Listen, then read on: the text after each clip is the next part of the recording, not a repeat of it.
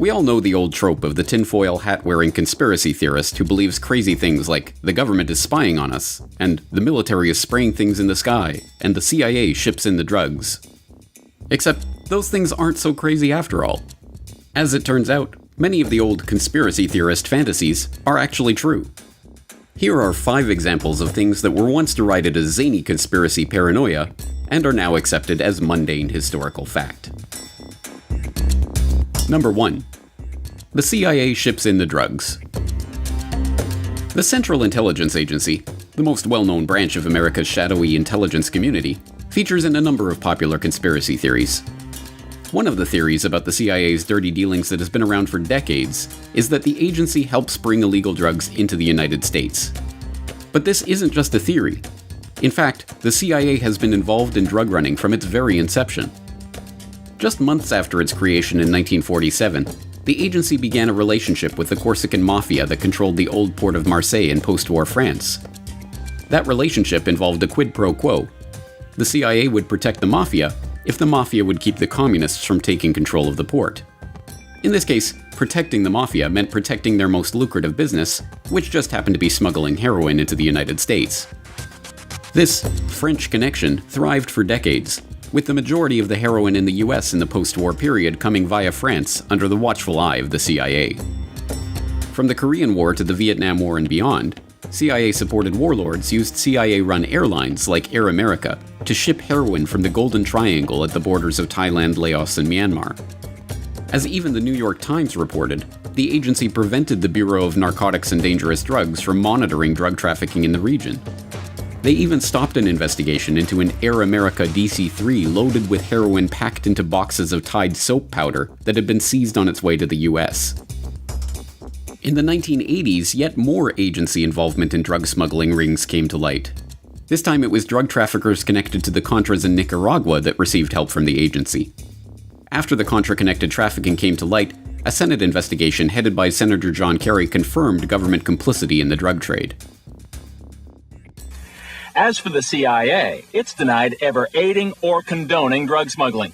Reports were reaching the highest councils of our government, in the White House and in the Justice Department. There is no question of that. I can document that. The White House and Justice Department disputed Kerry's report at the time, but he still believes some government officials turned a blind eye towards drug dealing in the mid-1980s, after the time at the heart of Gary Webb's stories.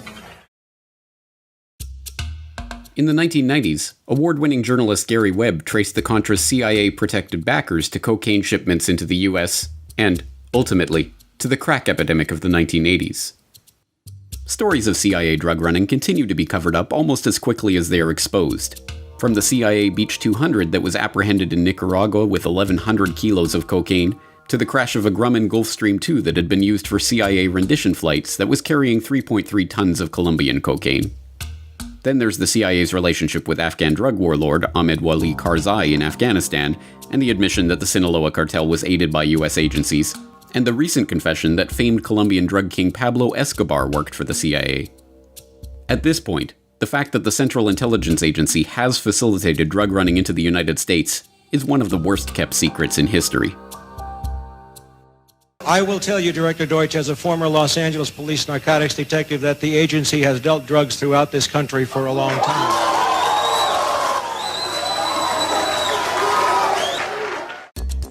Number 2.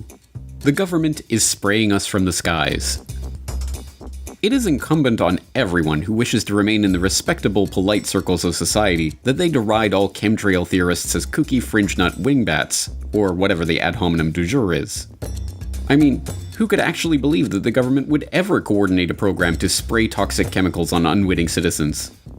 Except, of course, for the pesky little fact that the US government has done precisely that. Repeatedly, in fact. Like in the San Francisco Bay Area in 1950. The US Navy conducted an experiment they codenamed Operation Sea Spray, in which they secretly sprayed the population with Serratia marcescens, a rod-shaped gram-negative bacteria that just happens to be a human pathogen. And what did the Navy hope to accomplish with this experiment?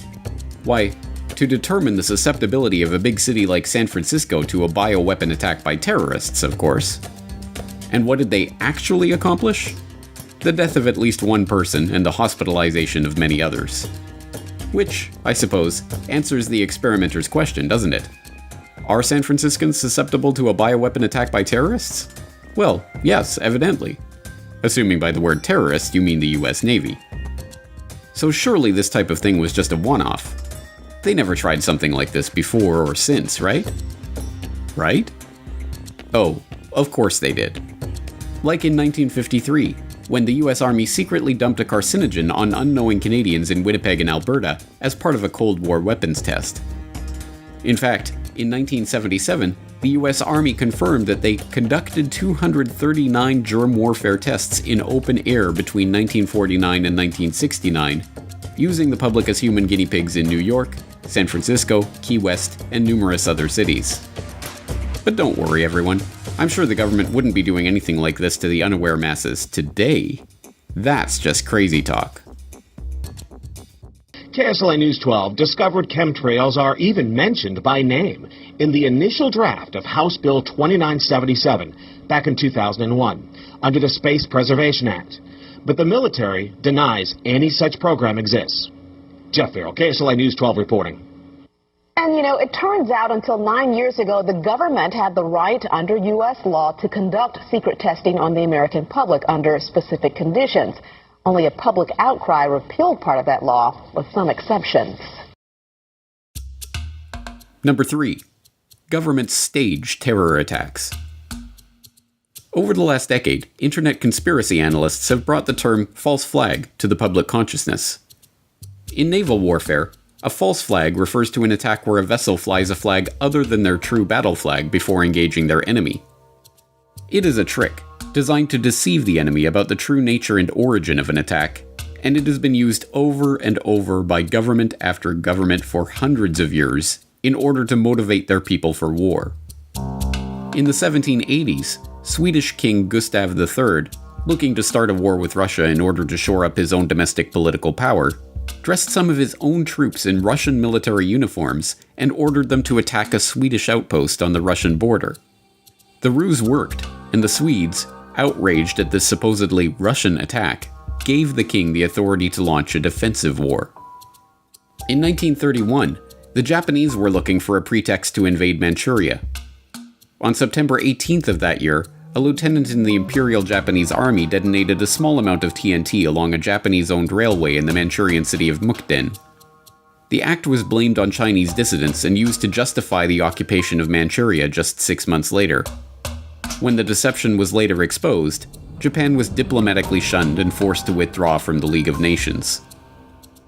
In 1954, the Israelis hired a number of Egyptian Jews to plant bombs in American and British cinemas, libraries, and other civilian targets to be blamed on the Muslim Brotherhood or other malcontents.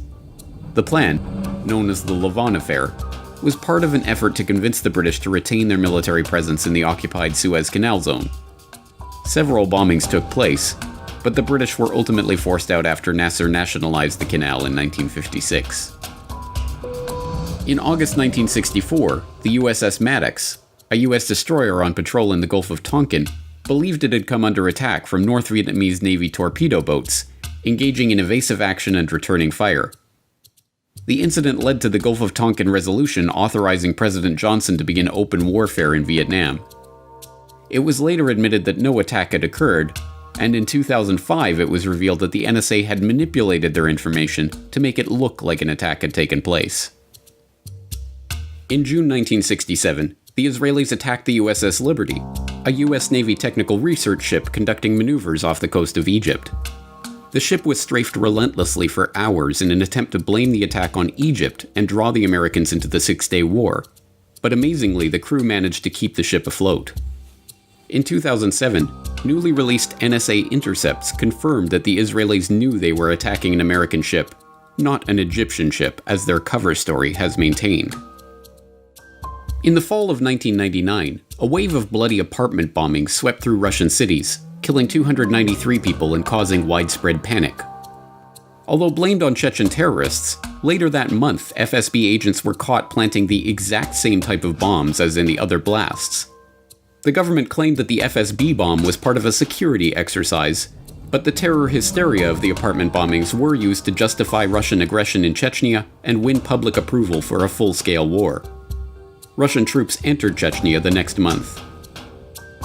In 2001, attacks in New York and Washington were blamed on al-Qaeda as a pretext for invading Afghanistan. In the months leading up to the event, American negotiators had warned Afghanistan's Taliban that they were interested in securing right-of-way for proposed pipeline projects, and the US would achieve this with either a carpet of gold or a carpet of bombs. The Bush administration's first major national security directive, NSPD-9, a full-scale battle plan for the invasion of Afghanistan, including command and control, air and ground forces, and logistics, was drafted and sitting on the president's desk to be signed off on September 4th, 2001, 7 days before the 9/11 attacks. The invasion proceeded as planned in October. Naturally, mainstream commentators have to pretend that false flags and staged terror incidents are ludicrous flights of fancy that have no historical precedent. Unless they're talking about one of their enemies, like Russia staging a false flag incident. Then it's perfectly acceptable. Number 4. The CIA ran mind control experiments on unwitting Americans. Ever hear the theory that the government abducted people against their will and experimented on them to study mind control techniques and mind-altering chemicals? Well, it isn't a theory, it's a documented fact. The US government did run just such a program, dubbed Project MKUltra, and it was exposed in the 1970s. Or, at least parts of it were.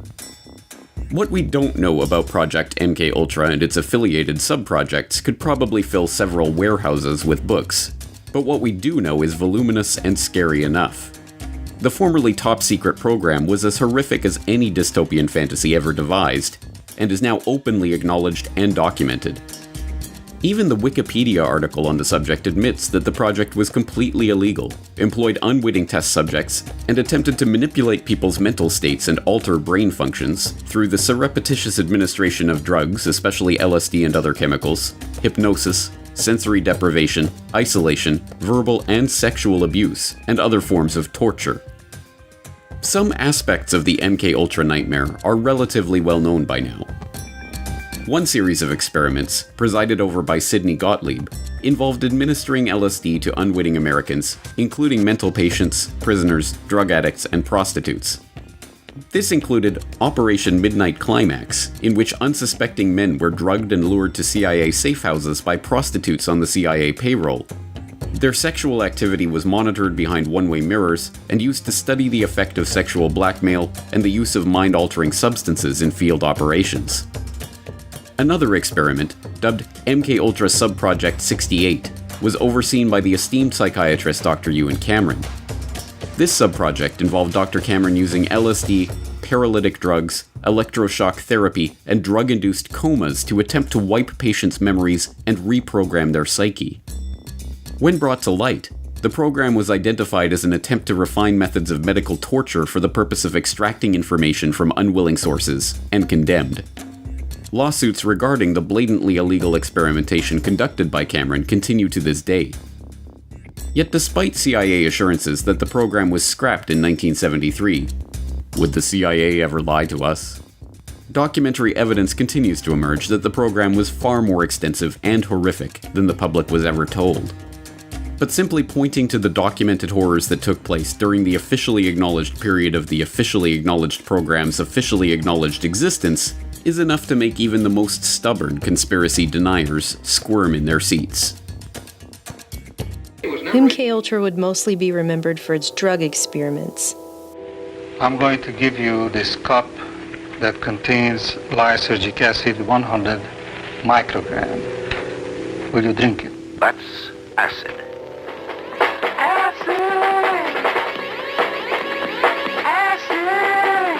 Characterized by hallucinations, illusions, distortions of perception and thinking. John Gittinger, recently retired chief psychologist for the CIA. We could disable a whole city by putting a very small amount in a water supply. Everything from prostitution studies to poisons to top secret weapons like the heart attack gun grabbed headlines with sensational accounts of the CIA's sketchy techniques. Have you brought with you some of those devices which would have enabled the CIA to use this poison for killing people? Good evening. The White House disclosed today that the CIA's drug testing program on unsuspecting Americans had been more expensive than the agency had admitted. CIA secretly funneled money through scores of research foundations, colleges, hospitals, and clinics, including a $375,000 grant through the Geschicter Research Fund here in Washington. The complex and compartmentalized management of such a large project, through front groups and with the participation of countless agencies and institutions to carry out secret research, should be a testament to just how sophisticated and shadowy government science had become. There are names of doctors, there are names of officials, there are names of former and present CIA officials who were involved, names of hospitals, and depending on how you treat it, it could be sensational. Number 5. I don't like them putting chemicals in the water that turn the friggin' frogs female? You've probably seen the memes about it. It's one of the best known and most parodied conspiracy memes of recent years, constantly held up as an example of how utterly deranged and off-base online conspiracy theorists are. That turn the friggin' frogs gay. Do you understand that? Turn the friggin' frogs gay. Do you understand that? After all, everyone knows that chemicals in the water aren't turning the frogs gay. They're turning them female. Reports began to emerge on this phenomenon a decade ago, like this one from Live Science. Pesticide turns male frogs into females, which points out that scientific research is demonstrating that a commonly used pesticide known as atrazine can turn male frogs into females that are successfully able to reproduce. Atrazine, it turns out, is a weed killer used primarily on corn crops and can cause sexual abnormalities in frogs, such as hermaphroditism, having both male and female sex organs. The study from 2010 further discovered that atrazine's effects are long-lasting and can influence reproduction in amphibians. The results suggest that atrazine could have potentially harmful effects on populations of amphibians, animals that are already experiencing a global decline. And despite the steady flow of funny memes this observation has generated, this is no laughing matter. As study author Tyrone B. Hayes of the University of California, Berkeley explains, the study suggests that atrazine, which is banned in Europe, could have potentially harmful effects on populations of amphibians, animals that are already experiencing a global decline. Though there's no mention of the frog's sexual preferences, pesticides are admittedly bending the genders of amphibians. And to top it all off, since atrazine interferes with the production of the sex hormone estrogen present in people and frogs, the findings could have implications for humans as well. But it isn't just atrazine. Over the last century, mass manufacturing of plastics and other products have meant that our environment is now awash in chemicals called endocrine disruptors, which, a growing body of research suggests, interferes with sperm production and may impair human fertilization. These chemicals may be one of the reasons that sperm counts are undergoing a dramatic drop in developed countries and other issues with men's health, including testicular cancer, undescended testes, and low sperm count. That's actually a pretty big deal. But I guess if you want to make trendy hipsters laugh, just tell them these completely admitted scientific facts about the pesticide that are wreaking untold havoc on our environment, and then do your best impression of a loudmouth Texan ranting about gay frogs. You'll have your friends in stitches. Just don't say it's a theory. In conclusion, in truth, there are many more examples of conspiracy theories that turned out to be true. From the US government knowingly injecting poor black sharecroppers with syphilis, to the CIA heart attack gun, to the anonymous letter that the FBI wrote to Martin Luther King urging him to kill himself. So, what other not-so-theoretical conspiracy theories do you know of? Let us know in the comments below. There has never been a conspiracy in this country.